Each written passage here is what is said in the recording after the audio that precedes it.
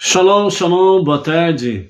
Hoje é dia 19 de Ave, 5.783, a contar da criação. Estamos hoje no dia 6 de agosto de 2023. É a tarde com a Torá, trazendo a paraxá da semana e as suas leituras diárias. Hoje é o primeiro dia para o Shabat. Estamos no primeiro dia da semana. E esse primeiro dia da semana é início de uma nova paraxá. Então, estamos iniciando a paraxá Re'eh, estamos no livro de Devarim, o quinto livro da paraxá, das parashiot, né? E é preparação para a conclusão do ciclo 5.783, né? Então, nós estamos aí na 47ª porção do ciclo 5.783, e dentro do livro Devarim, nós estamos na nossa quarta porção, que se chama Re'eh, que significa veja. Até ontem nós concluímos 5.210 versículos, e esta semana nós temos pela frente 126 versículos, e com a graça de Hashem, ao chegarmos ao final desta semana, nós estaremos aí concluindo 5.336 versículos estudados até aqui. Ok? Baruch Hashem. Na paraxá Re'eh, que vamos ter esta semana aí, nesta paraxá, nós vamos encontrar aqui as 7 leis de Noah, nesta paraxá semanal, na qual nós estaremos aí trazendo aqui, né, as referências das 7 leis de Noah, que estão na paraxá Re'eh, né? E temos aí na nossa primeira leitura, né, nós temos aí capítulo 11 de Devarim, a partir do versículo 26, e nós vamos até o capítulo 12, verso 10, onde nós temos aí sobre bênção e maldição, as mitzvot para serem observadas ao entrar na terra de Israel, a terra prometida. Temos aí a questão da singularidade de Shiló e Jerusalém, né, para a nossa reflexão do dia de hoje, ok? A paraxá Re'eh, ela traz para nós, realmente, né, Re'eh significa veja, né? Veja, eu dou hoje a vocês bênção e maldição, que é o primeiro versículo da nossa paraxá da semana, né? Capítulo 11, verso 26 de Deuteronômio. E o que exatamente, né, a Torá pretende ao nos pedir para ver, né, sobre as bênçãos e sobre as maldições que nós vamos ter aqui, tanto na paraxá Re'eh, como vamos ter aí mais para frente também as chamadas 98 maldições, né, que nós temos aí dentro do livro de Deuteronômio, né? Então, o que exatamente Deus está querendo dizer para nós, né? Re'eh, né, que significa veja a vocês que eu dou hoje a bênção e a maldição. Moshe está recapitulando a Torá para o povo. Então, de modo geral, a observância dos preceitos, né, do judaísmo, eles podem se encaixar em 3 categorias. A primeira categoria chama-se obediência plena. A segunda, a apreciação intelectual. E a terceira está qualificada dentro da questão de visão. Então, nessas 3 categorias que a paraxá Re'eh traz para nós, primeiramente, obediência plena.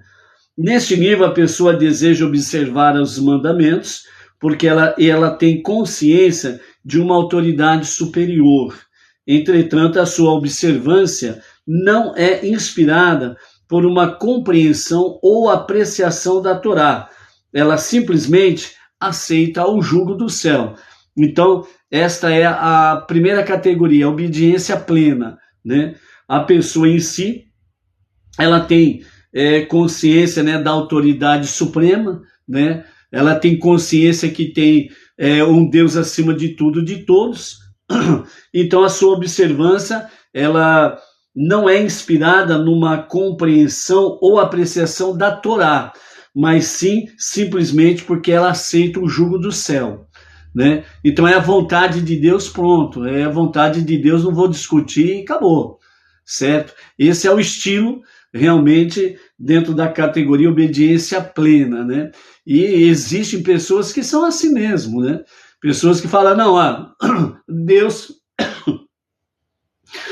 ele não deseja que a gente mate alguém, assassine alguém, e então ele faz isso. Não é da vontade de Deus roubar ou furtar, então eu não faço.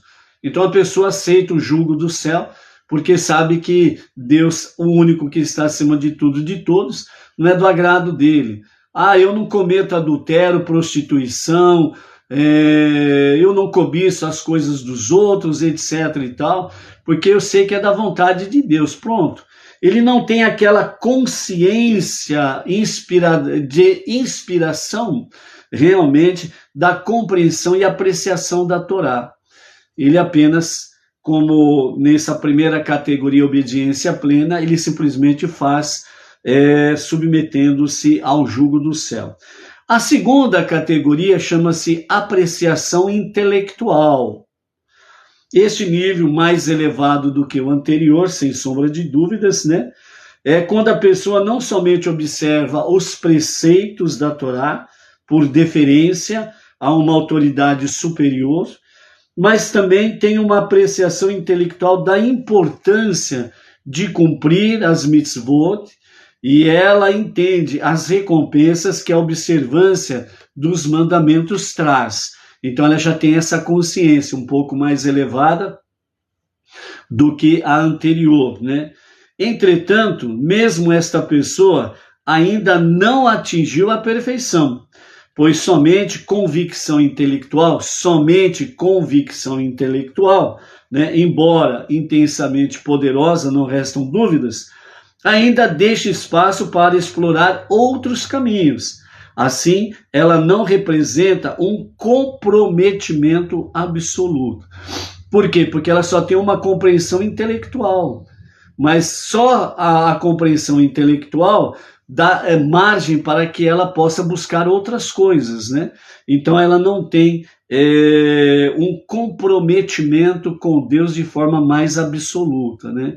Então essa é a diferença da apreciação intelectual para com a obediência plena.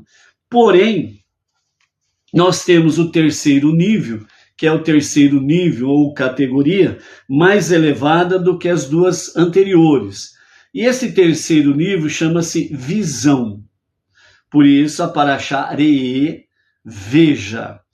Neste nível, a pessoa não apenas aprecia o valor de guardar os preceitos da Torá, como ela os vê. Ou seja, a necessidade e os resultados positivos de observar as mitzvot tornam-se tão claras e evidentes quanto ver um objeto físico com os próprios olhos. Por isso, a Parashá Re'eh, nós vamos encontrar aqui, principalmente dentro do nível Benei Noach, as 7 leis de Noach, de forma bem clara e bem explícita, que nós estaremos durante a semana relatando e trazendo as referências da Parashá Re'eh com as 7 leis de Noach, ok? Este terceiro nível da nossa Parashá ordena e habilita espiritualmente cada um a alcançar com as palavras Re'eh, veja. Eu dou hoje a vocês bênção e maldição. Então, nesse nível aqui, né, capítulo 11, verso 26, bem claro, veja, eu dou hoje para vocês bênção e maldição.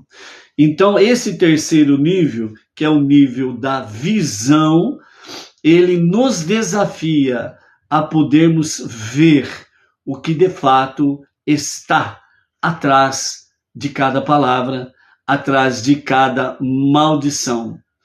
Então, por isso, veja, eu dou hoje para vocês bênção e maldição. E é nesse aspecto que nós vamos, sem sombra de dúvidas, adentrarmos aí na nossa paraxá da semana, ok? Antes de nós irmos para a nossa paraxá da semana, nós queremos aqui apenas fazer uma menção, né, sobre a porção do profeta Isaías, né, a segunda porção das 7 porções que nós temos, né, que foi do dia de ontem, e devido ao tempo, né, nós não fizemos nenhuma menção a esta segunda porção do profeta, né. Então a segunda porção do profeta, Isaías capítulo 49, verso 14, até o capítulo 51, verso 3, nós temos aí novamente, né, a palavra que Deus não abandona Sião, né? Então, versículo 14 do capítulo 49, Sião irá querer dizer: Deus me abandonou, meu Deus me esqueceu. Mas isso não pode ser, pois pode uma mulher esquecer de seu bebê ou não ter compaixão de uma criança em seu ventre? Mesmo que seja concebível que ela esquecesse seu filho, no entanto, eu não esquecerei você. De fato, minha memória sobre você é tão vívida como se eu tivesse gravado você na palma de minha mão. E suas muralhas destruídas são sempre um lembrete diante de mim, de que eu devo reconstruí-las. De fato, são seus filhos, e não eu, quem rapidamente esqueceram sua terra. Foram os perversos que vieram de vocês, e não eu, quem o destruiu e trouxe a desolação para você, né? Ó Sião, erga teus olhos e veja como seus filhos se reuniram todos e vieram para você. Assim como eu vivo, diz Deus, você se orgulhará de todos eles, tal qual alguém que usa uma joia, e você estará unida a ele, tal qual adornos de seda a uma noiva, né? Então aqui, né, fazendo essa menção aqui nessa segunda porção, o momento em que Deus ele realmente vai no âmago de todo ser humano, que é a relação entre mãe e filho. Então, pode uma mulher esquecer seu bebê, pode uma mãe esquecer do seu bebê, mesmo o bebê que está no seu ventre, ela deixará de ter compaixão por ele? Porventura, se for, né, concebível isso, ou se for possível isso, então Deus deixa bem claro: eu não me esquecerei de você, né? O povo judeu, ó Jerusalém. Ou seja, amados, o que Deus está mostrando aqui é para dizer de uma forma bem clara o quê? Que uma mãe pode esquecer dos seus filhos, mas ele jamais se esquecerá de Sião, jamais se esquecerá do povo judeu, jamais esquecerá das suas promessas. Então, nesta passagem, né, da segunda porção do profeta, então vocês sentirão orgulho, porque as tuas muralhas destruídas sempre serão para mim um lembrete que eu devo reconstruí-las. Ou seja, a destruição do primeiro e segundo templo, e do segundo templo que ainda persevera até os dias de hoje, é exatamente um lembrete para Deus que deve reconstruí-las. Por isso, né, nos dias de Mashiach, a redenção final será exatamente isso que vai acontecer. Ou seja, Deus não se esquece, a sua promessa é real, e ele realmente, como a mãe tem uns sentimentos profundos pelos seus filhos, assim Deus está dizendo que ele tem sentimentos superiores de uma mãe pelos seus filhos. Jamais esquecerei de vocês. E Deus está afirmando a promessa que ele vai reconstruir realmente, né, o Beit Hamikdash, né, o grande templo em Jerusalém. Que Mashiach se revele a qualquer momento e a qualquer momento mesmo. Amém, vem amém. Com o retorno de todos os judeus para a terra de Israel, a terra prometida, e o início da construção do terceiro e definitivo templo, que aí teremos certeza que ele é Mashiach, ok? Então, esta é a menção da segunda porção, né? E esta semana nós teremos aí pela frente a terceira porção das 7, né?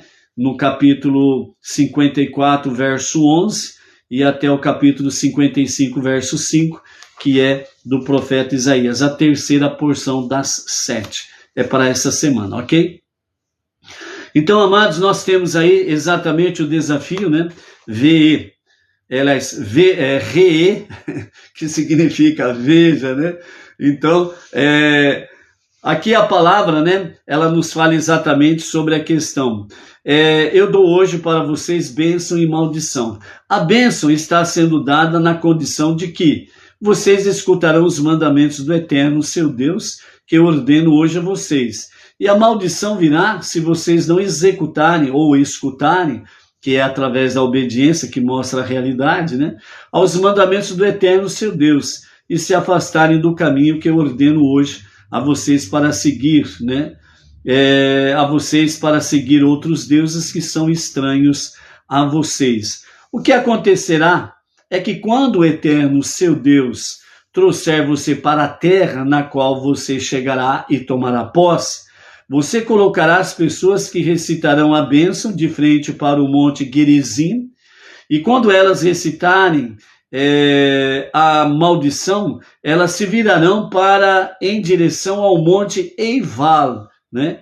Estas montanhas se encontram bem além da outra margem do Jordão, para o oeste, onde o sol se põe, na terra dos canaanitas, que vivem na planície longe de Gilgal, próximo de Shechem, nas planícies de Moré. Quando vocês atravessarem o Jordão, vocês verão milagres, que serão um sinal para vocês de que vocês virão e tomarão posse da terra que Deus, seu Deus, está lhes dando. Vocês tomarão posse dela e se estabelecerão nela. Portanto, sejam cuidadosos em observar todos os mandamentos suprarracionais e racionais que eu coloco hoje diante de vocês, ok? Segundo os ensinamentos racídicos dos nossos mestres, dos nossos professores, como poderia Deus, que é a própria essência da bondade, proferir uma maldição? Nós não somos ensinados que nenhum mal é emitido de cima, nenhum mal vem do céu, como está escrito, né, pelo Talmud Bereshit Rabbah 51, verso 3. Na verdade, entretanto, Deus não emitiu nenhuma maldição, e somente bênçãos foram proferidas de cima. O problema reside aqui embaixo, em nossa habilidade de receber as bênçãos divinas. Se uma pessoa não é um recipiente apropriado para a bondade divina, confere a Deus sobre ela. Ela simplesmente será incapaz de absorver as bênçãos de Deus. O resultado será que, depois de seu caminho descendente através dos mundos espirituais, a bênção é recebida de uma maneira que parece aos nossos olhos humanos uma maldição, como está escrito em Shelah Re'e 374b. Ao menos assim é que parece nos momentos espiritualmente desanimadores do exílio. Portanto, segundo Onkelos, que escreveu seu trabalho em meio ao exílio babilônico, interpretou a palavra como maldição. Entretanto, Targum Yonatan escreveu seu comentário na terra de Israel durante a época do templo, quando até mesmo uma pessoa mediana poderia facilmente apreciar que nenhum mal é decretado de cima. Portanto, ele considerou, realmente indicando que Deus, ele próprio somente emite bênçãos, mas que suas bênçãos podem vir mais tarde substituídas por outras coisas, né? Então, aqui, segundo a Hassidut, ela está dizendo que, de fato, as bênçãos elas saem de cima como emissão da parte divina, né? O decreto divino é de bênçãos. Porém, nessa trajetória entre o trono da graça e este mundo inferior, o problema reside aqui neste mundo inferior, nessa nossa configuração que nós estamos, onde no mundo de Asiá é o mundo que nós habitamos, é o mundo do ver, do apalpar para acreditar, por assim dizer, né?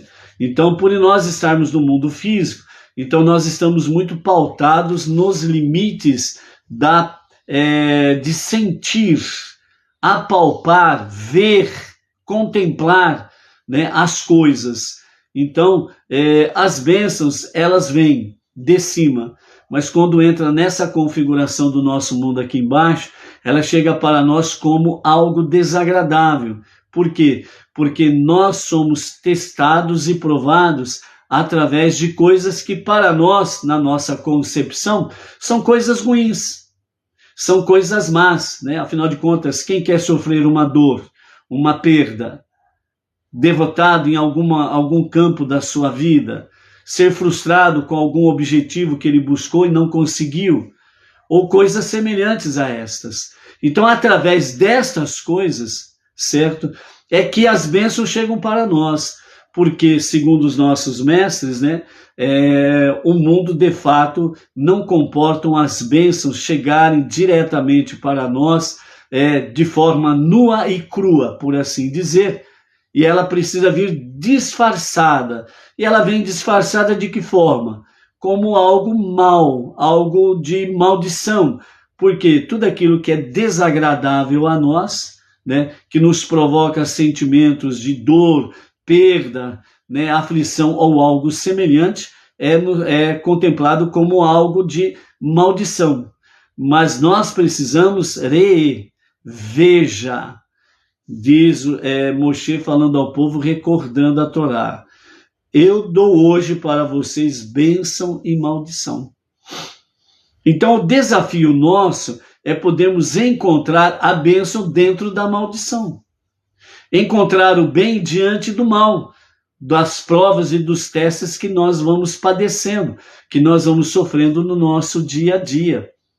Então, o nosso desafio, como bons garimpeiros, por assim dizer, nós precisamos cavucar para poder encontrar as pedras preciosas, os diamantes, o ouro e companhia limitada, né? Então, por isso, de fato, né, as bênçãos para as nossas vidas, elas vêm de uma forma geral disfarçada com algo que não é agradável a nós, ok? Então, por isso, de fato, nós precisamos procurar ver, como diz a Parashá Re'eh, né, naquele sentido. Quando nós estamos sofrendo algumas adversidades, provas e testes, alguma coisa que não é agradável a nós, nós precisamos entender que por detrás disso ou dentro disto existem bênçãos e que nós precisamos buscar cada vez mais estas bênçãos aí, ok? Então, por isso, sem sombra de dúvidas, nós precisamos buscar cada vez mais, como bons garimpeiros, cavar profundamente para encontrar os tesouros celestiais, ok?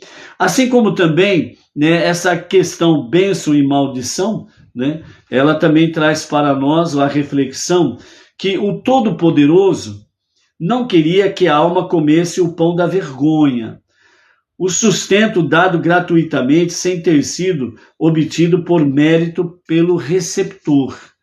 Então veja bem, indo já para um outro nível sobre questão bênção e maldição, né? O que Deus ele não quer de cada um de nós, que venhamos comer o pão da vergonha, que é exatamente o quê? Um sustento dado gratuitamente.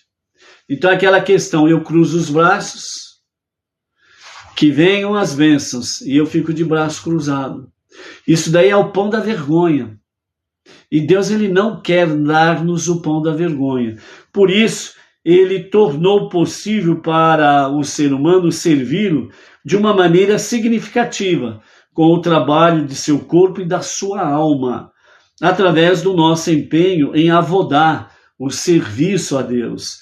Nós estamos divinamente capacitados para ganhar todos os tipos de bondade, só que nós precisamos trabalhar. E uma das formas de trabalhar é o nosso serviço diário a Hashem, as nossas preces diárias, o Shema 2 vezes ao dia, de manhã e à noite. Então, as nossas preces diárias, por exemplo, é um dos fatores do nosso trabalho a Hashem. E isso dá a Hashem realmente a questão de nos dar bênçãos, não de forma gratuita, como o pão da vergonha, mas como nós trabalhamos, ele nos dá recompensa pelo trabalho. Assim como nós trabalhamos na vida secular e temos o nosso salário. Os empreendimentos e companhia limitada, tudo tem a sua recompensa de acordo com o seu trabalho. Então, nesse nível espiritual, o que Deus tem para nós é exatamente isto. Ele não quer que comamos o pão da vergonha. Ele nos quer dar exatamente recompensas pelos nossos méritos no nosso trabalho para com Ele. Então, as dificuldades, as aflições e os testes das nossas vidas, são eles mesmos os caminhos pelos quais nós podemos atingir o nosso objetivo final, que a alma alcance o elevado nível espiritual que ela tinha antes de descer em um corpo. A alma que tu me deste é pura, faz parte das preces diárias. O propósito da vida é que a alma recupere este nível de pureza original e até mesmo ultrapasse, pois uma hora de Techuvá, ou seja, de retorno a Deus para um verdadeiro e genuíno arrependimento, os nossos mestres dizem que uma hora de Techuvá e bons atos neste mundo presente valem mais do que uma vida inteira no espiritual do mundo vindouro.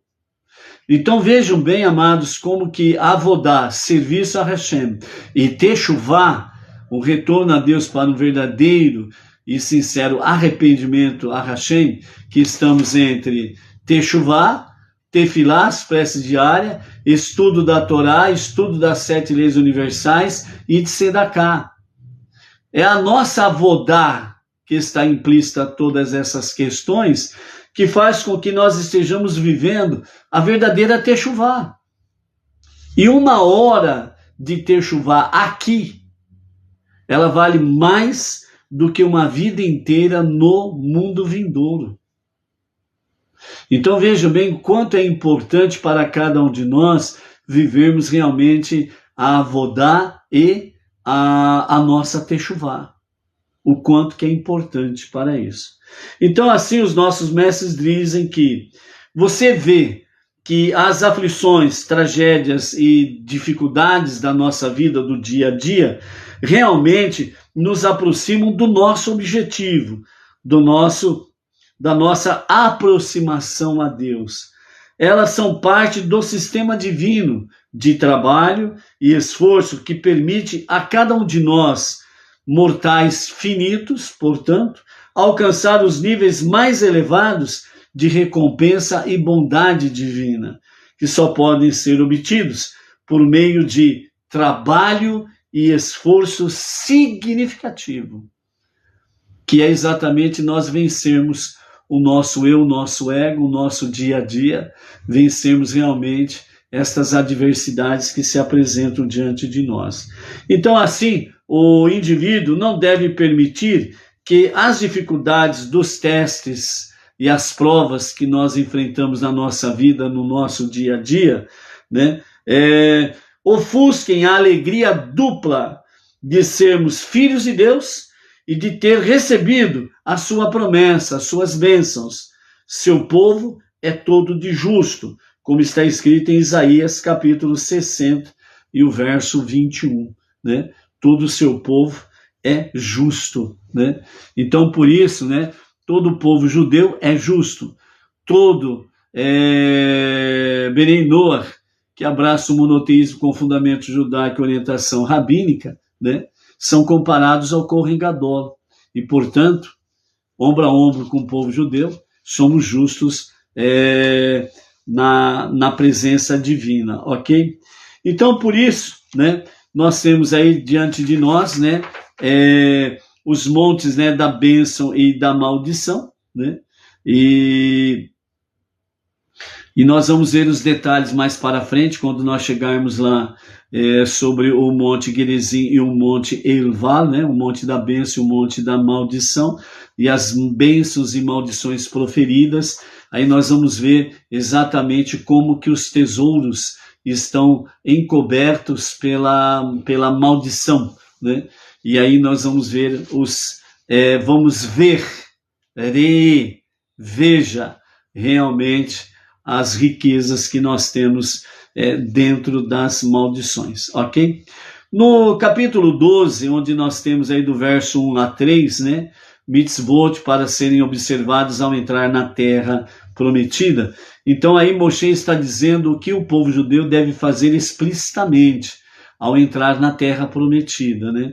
Então ele diz, vocês devem ser cuidadosos em cumprir na terra que Deus, o Deus de seus pais, está dando a vocês como uma possessão por todos os dias que vocês viverem sobre a terra. De todos os lugares onde as nações que vocês dominarão realizaram atos de idolatria, sobre as altas montanhas, as colinas, sob cada árvore viçosa, vocês progressivamente destruirão seus deuses, até que nada deles reste. Vocês demolirão seus altares, destruirão seus monumentos, queimarão suas árvores de idolatria com fogo, derrubarão as estátuas de seus deuses e arruinarão os nomes de seus deuses com escárnios, né? Assegurando que eles não sejam respeitados daquele lugar, né? Então aqui, nessa parte aqui, nós temos exatamente que a mitzvah que o povo judeu tem que fazer ao entrar na terra prometida, de forma progressiva e contínua, né? Então eles estarão ali realmente destruindo todos os lugares de idolatria, né? Para destruir, queimar, realmente exterminar todo lugar de idolatria, certo? Não deixando absolutamente nada, para destruir, moer, né? O que for material é para ser destruído, moer, para que não fique o resquício de qualquer coisa de idolatria, que alguém possa entender. Isso daqui foi usado para a idolatria. Dentro daquilo que pode ser realmente queimado, né? Então deve ser queimado até virar cinzas completamente, e que ao encontrarem cinzas, as pessoas não digam, aqui, o que tem aqui foi usado em idolatria. Ou seja, exterminar completamente da terra prometida todo e qualquer resquícios de idolatria. Então, por isso fala o verso 3, né? Demolir os seus altares, destruir seus monumentos, queimar suas árvores de idolatria com fogo. Por quê? Porque um certo tipo de árvore, né, que é chamada de Aserá, que está lá em Êxodo, né, capítulo 34, verso 13, que fala da árvore de Aserá, que era uma árvore específica que era plantada, que era objeto de idolatria. Ela era para fins de idolatria. Então, por isso, suas árvores de idolatria sejam queimadas com fogo, ok? Derrubarão as estátuas de seus deuses, arruinarão os seus nomes, ou seja, os seus deuses serão como escárnio, vergonha. Ou seja, os seus deuses não servem de nada, não servem para nada. É apenas barro, madeira, pedra, gesso, plástico e por aí afora vai, né? Dentro desse escopo aí, nós temos sobre a vida de Abraão, né? Quando o seu pai, né, ele era um idólatra, ele ia até a floresta, pegava lá da árvore Aserá, e ele fazia dali, da árvore, fazia um deus. E depois ele levava para a sua lojinha para vender deuses para as pessoas. Então as pessoas chegavam lá na lojinha do pai de Abraão e falavam para o pai dele, eu quero hoje o Deus da água, o Deus do vento, o Deus do fogo, o Deus da fertilidade, o Deus do bom parto, o Deus não sei do que, o Deus da riqueza, da fartura, da proteção, patati patatá. E era deuses para tudo quanto é lado, né? E um determinado dia o pai de Abraão falou para ele, ó, cuida da lojinha aí, que eu preciso fazer um negócio aí. Aí vai. Quando o pai retornou, ele entra lá e olha e veja lá, ué, o que aconteceu aqui? Os deuses dele estavam todos destruídos, né? E aí ele chegou para Abraão e falou, o que você fez aqui? Aí Abraão falou para o pai, né? Falou, eu não fiz nada não. Como que não? Está tudo destruído aqui. E o machado que ele usou para destruir os ídolos, ele colocou, né, na mão de um ídolo maior que tinha dentro da lojinha e derrubou aquele ídolo maior de cabeça para baixo com o machadinho na mão. E aí Abraão falou para o pai dele, falou, ó, quem destruiu, quem fez essas coisas aí foi aquele lá, ó, que está com o machado na mão. Aí o pai de Abraão falou para ele, falou, não, é impossível isso. Mas por que é impossível, pai? Porque eles não podem fazer nada. São apenas ídolos, eles não podem fazer nada, eles não têm vida, não têm nada. Não tem como aquele maior lá se locomover e destruir os outros. Foi você que fez isso daqui. E Abraão disse para o papai, né? Então, se o senhor sabe que eles não são incapazes de fazer qualquer coisa, por que o senhor engana as pessoas vendendo para ele deuses, pedaços de madeira, como Deus? E as pessoas acham que pode fazer alguma coisa. O senhor vai lá na floresta, corta a árvore, traz para cá e faz do pedaço de madeira um ídolo, um Deus, e vende para as pessoas como se fosse um Deus que pode fazer alguma coisa. E agora o senhor está dizendo que não podem fazer absolutamente nada. Ou seja, a partir do momento que uma pessoa compra um ídolo, já está claro, não pode fazer nada. Como que se compra um Deus? É impossível isso. Então aqui, Moshe estava recapitulando para a geração que ia entrar na terra prometida. Vocês deverão destruir tudo que for objeto de idolatria. E aquilo que pode ser queimado com fogo, por exemplo, as árvores de Asherá, né, que serviam para fazer os ídolos, e também todo e qualquer documento que esteja ali escrito coisas sobre idolatria. Pode queimar tudo. Simplesmente isso, que não sobra nada. Aí está uma diferença sobre as questões da fé monoteísta com fundamento judaico e orientação rabínica. Por exemplo, quando você usa um determinado livro, um livro de estudo ou algo semelhante, e ele já está velhinho, por assim dizer, o que você deve fazer com ele? Queimar? Não. Destruir? Não. Ou você guarda numa biblioteca, ou você guarda num lugar adequado, como algo semelhante à biblioteca ou algo semelhante, né? Ou você simplesmente pode enterrar no fundo do quintal da sua casa.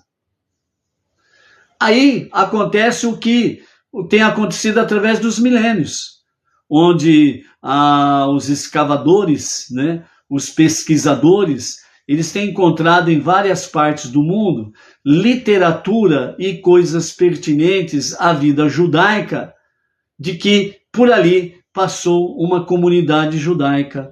É um testemunho que fica para a posteridade de que ali teve um povo monoteísta. Entendeu? Por isso que milhares e milhares de escavações através desses milênios, né, têm comprovado a presença judaica em todos os recantos, né, do planeta, devido a essa questão, que estas coisas elas são enterradas para a posteridade, entendeu? Então essa é a diferença em questão de demolir, destruir e tacar fogo em tudo que é idolatria, para que alguém não ache qualquer objeto de idolatria e depois vem fazer aí um maior movimento, né, para que as pessoas sejam enganadas para seguir o ídolo tal, porque foi achado em tal lugar, né, enterrado no rio, foi achado na lama, foi achado não sei aonde, né, e por aí afora vai, né, objetos de idolatria. Então, é para ser realmente colocado em destruição, sem sombra de dúvidas nessa questão aí, ok? Então, quando realmente Moshe está proferindo, né, esses conselhos, essas orientações, né, então o que nós temos aí é exatamente, né, nesse versículo 3, e o versículo 4 diz assim: vocês não farão assim nenhum ato de adoração sacrificial para o Eterno seu Deus, fora do local que o Eterno seu Deus escolherá para colocar seu nome lá, dentre todas as suas tribos. Vocês procurarão sua moradia, né? E irão para lá, né? Então, sob renovação, né? Nós temos aí a orientação que traz para nós, né, o Rabino Eliyahu Stelfman, né, onde ele diz: a Torá nos ordena destruir os altares usados para idolatria na terra de Israel e nos adverte: não faça isso para Hashem, seu Deus, né, como nós estamos vendo aqui nesses versos 3 e 4, nesse aspecto aqui. Ou seja, existe uma proibição na Torá de destruir o Beit HaMikdash, o templo de Jerusalém. Então, por isso, né, aqui nós vemos todo quanto é tipo de destruição com referência à idolatria, certo? Vocês não farão assim, ou seja, para o Eterno seu Deus, fora do local do Eterno, que ele escolherá para colocar o seu nome lá. Então, ao mesmo tempo que ele está orientando a destruição de tudo que é questão idólatra, para destruir realmente, eliminar da face da terra, por assim dizer, ao mesmo tempo o verso 4 diz: não farão assim para o Eterno seu Deus, ou seja, vocês não destruirão o local, que é o caso do Beit HaMikdash, construído em Jerusalém, porque aqui eles já estão para entrar na terra de Jerusalém. Aliás, na terra prometida, na terra de Israel. Logo depois de alguns anos, né, o grande templo em Jerusalém será construído. Então aqui, Moshe já está fazendo a advertência: vocês não farão isto.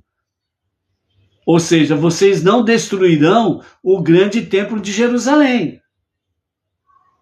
E aí nós temos exatamente o que, né? Segundo Maimônides, né, ele enfatiza, né, em Kesef Mishneh, e também em Taz e Orar Haim 151.3, há uma situação, no entanto, na qual tal demolição é permissível, se feita a fim de fazer melhorias no Beit HaMikdash, então poderá destruir uma parte do templo, né? Ou seja, se a pessoa é responsável por causar danos ao Beit HaMikdash, seja somente para uma intenção de construir, ou seja, aperfeiçoar a construção. Porque se ela tiver a pessoa tiver uma intenção de destruir o templo, então sobre ele vai pesar realmente as maldições por querer destruir o templo sagrado. Então a proibição é de não destruir o templo. Simplesmente isso. É uma proibição. E para aumentar a própria estrutura, então, portanto, pode fazer. Ou seja, destrói uma parte da construção para aumentar, para aperfeiçoar a construção em si. Isto é permitido, mas não com a intenção destrutiva, de destruir realmente o templo, ok? Então, sobre esta questão, o Salmo 147, verso 19, ele diz assim: ele declara suas palavras a Jacob, suas leis e suas ordens a Israel. Ou seja, segundo Midrash,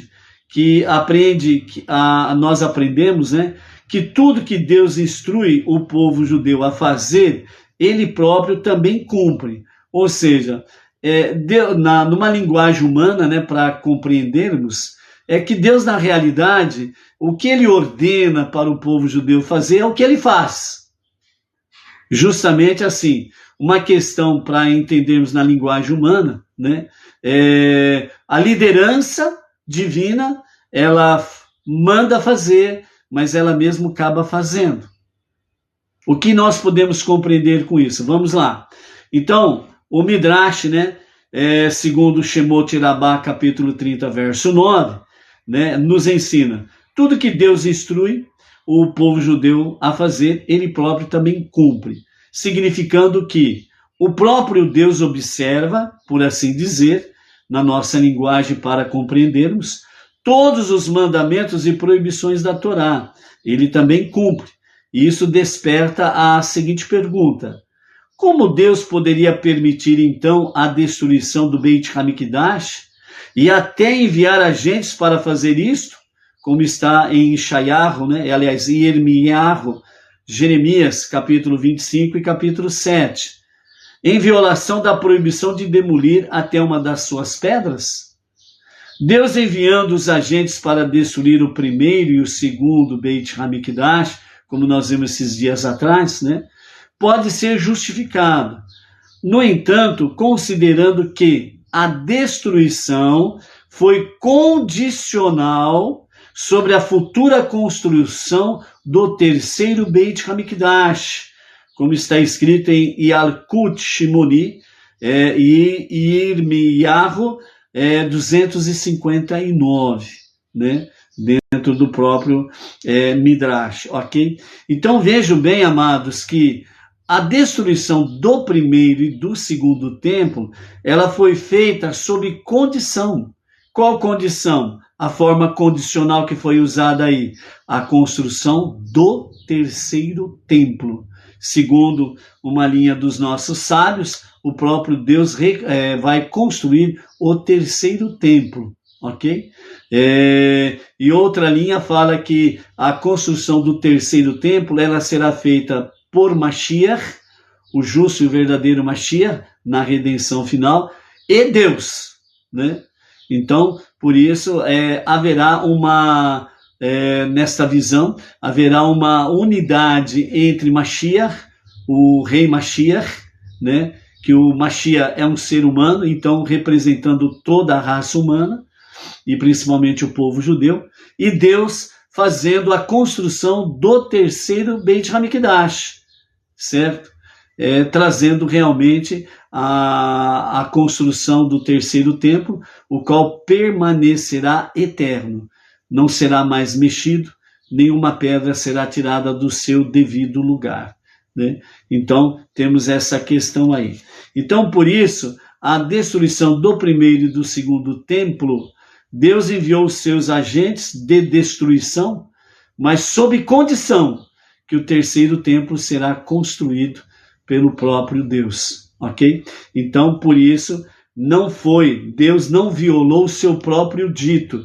É isso que os sábios trazem para nós. Ou seja, Deus, ele permitiu a destruição dos dois primeiros templos, né? Não com uma intenção destrutiva, muito pelo contrário. Sem a destruição dos dois templos, não haveria como haver o terceiro templo. Sem a destruição dos dois templos, o terceiro e definitivo templo não haveria como o fazer. Sem a destruição dos dois primeiros templos, o terceiro templo, maior em todas as dimensões físicas e materiais e espirituais, o terceiro templo será superior aos dois primeiros templos. Então, por isso, os nossos mestres falam que a destruição do primeiro e segundo templo, ela foi condicional à futura construção do terceiro templo. Portanto, não houve uma intuição destrutiva ou intenção simplesmente destrutiva de destruir e ponto final. Então, o próprio Deus, ele dá exemplo, ele ordena e dá o exemplo de o fazer.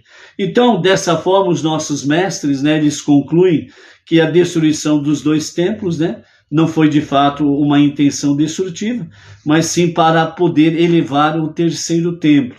Ao passo que o primeiro e o segundo templos foram estruturas temporárias construídas pelo homem, né? O terceiro templo, Beit HaMikdash, será uma edificação eterna construída pelo próprio Deus, como diz Zohar, né? O livro do Esplendor, no volume 3, né? No parágrafo 221a. Né? Então, portanto, a lei judaica, a demolição dos dois templos não foi um ato de destruição, mas na realidade foi um ato de início da verdadeira restauração para os últimos dias que nós teremos aí com Mashiach, né?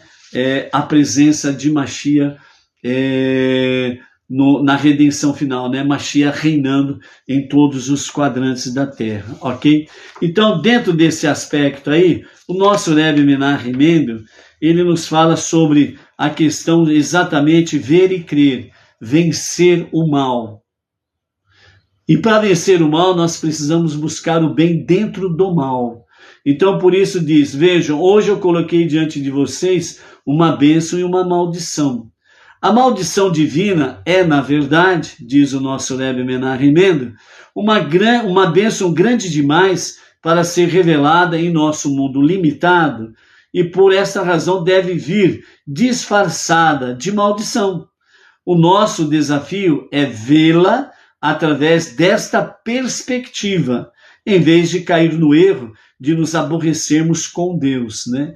Então aquela questão, a adversidade vem sobre nós, né? A aflição vem sobre nós e rebelar-se contra Deus é exatamente não compreender que dentro deste mal existe uma grande bênção, é onde nós precisamos buscar, precisamos procurar, precisamos ir fundo, não ficando limitado à adversidade, à aflição, à angústia em que nós estivermos atravessando nesses momentos de provas e testes, né?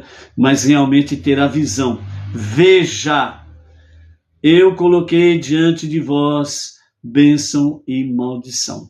Então o nosso desafio é vê-la através dessa perspectiva, em vez de cair no erro de nos aborrecermos contra Deus. Assim, a dor e a negatividade existem apenas para nos dar a possibilidade da livre escolha, que é mais conhecido como livre arbítrio, né? Mas ao pé da letra, livre escolha. Ou seja, como que nós podemos ser verdadeiramente livres? Tendo diante de nós o bem e o mal. Para que nós possamos, na nossa livre escolha, escolher o bem para vencer o mal.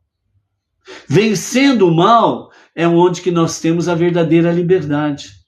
É onde que nós podemos contemplar as bênçãos divinas. É onde que nós descortinamos a maldição, jogando-a para fora e olhando o que está atrás da cortina. Então, este é o desafio para nós. Veja. É ver a bênção dentro da maldição, ok? Então, por sua vez, o chamado livre-arbítrio ou a livre escolha existe para nos possibilitar merecer e obter recompensas por nossas decisões corretas. De modo que não precisemos nos sentir indignos das bênçãos que Deus nos outorga, que é o chamado pão da vergonha.